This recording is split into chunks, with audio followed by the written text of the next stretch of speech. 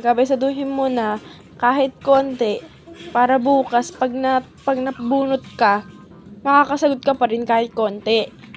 Ayoko. Kung ayaw mo pumasok bukas, ayaw magkabisado, edi maghanda ka na sa Monday na 16 lang baon mo. Ayoko. Ganun yun. Hindi din ako papasok ng Monday. Hindi pwede kapag nahirapan ka sa isang bagay, hindi ka na papasok.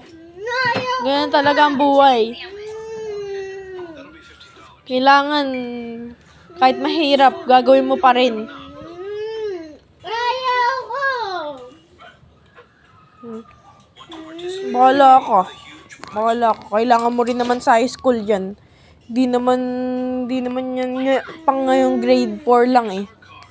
Hanggang grade 10 mo yan, hanggang grade 10 or grade 12 mo yan gagamitin. Hindi lang ngayon. Ayoko.